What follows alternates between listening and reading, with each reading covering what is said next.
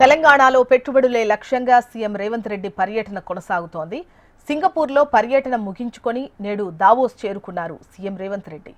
నిన్న రాత్రి సింగపూర్ నుంచి సీఎం రేవంత్తో పాటు మంత్రి శ్రీధర్ బాబు అధికారులు దావోస్కు చేరుకున్నారు. నేటి నుంచి దావోస్లో 4 రోజుల పాటు పర్యటించనున్నారు.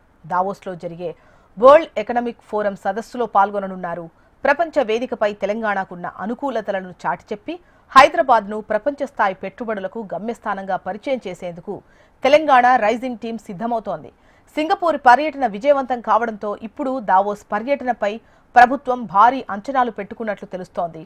ఈ నెల 23 వరకు దావోస్ పర్యటన కొనసాగనుండగా 23న దుబాయ్ వెళ్లనున్నారు. ఆ తర్వాత 24న తిరిగి హైదరాబాద్ చేరుకుంటారు సీఎం రేవంత్ రెడ్డి.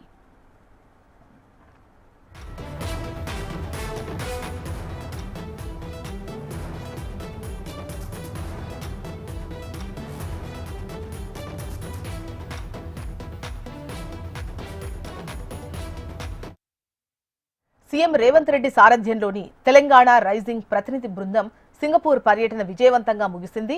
3 రోజుల పాటు ఈ బృందం అక్కడ బిజీగా గడిపింది. సింగపూర్ బిజినెస్ ఫెడరేషన్ ప్రతినిధులతో చర్చలు జరిపింది.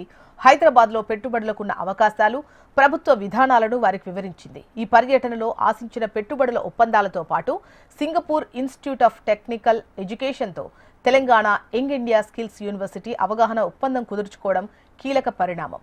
హైదరాబాద్లోని ఫ్యూచర్ సిటీలో అత్యాధునిక ఏఐ ఆధారిత డేటా సెంటర్ ఏర్పాటుకు ST telemedia global data center ముందుకొచ్చింది.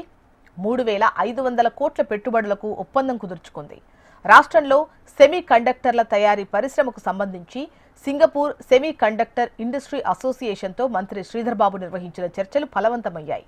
హైదరాబాద్లో భారీ ఐటీ పార్కు ఏర్పాటుకు క్యాపిటల్ ల్యాండ్ కంపెనీ నిర్ణయం తీసుకుంది.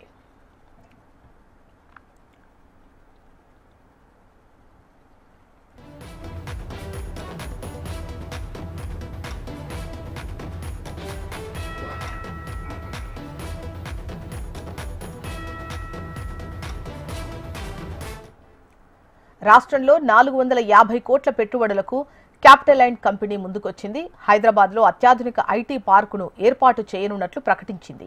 సీఎం రేవంత్ రెడ్డి సింగపూర్ పర్యటనలో ఇదొక ముందడుగుగా ప్రభుత్వం పేర్కొంది. సింగపూర్ కేంద్రంగా విస్తరించిన ఈ కంపెనీ ప్రపంచ స్థాయి రియల్ ఎస్టేట్ సంస్థల్లో ఒకటి. హైదరాబాద్లో 10 లక్షల చదరపు అడుగుల విస్తీర్ణంలో భారీ ఐటీ పార్క్ను అభివృద్ధి చేయనుంది. క్యాపిటల్ ల్యాండ్ చేపట్టే కొత్త ఐటీ పార్క్ హైదరాబాద్ అభివృద్ధిలో మరో మైలురాయిగా నిలవనుంది.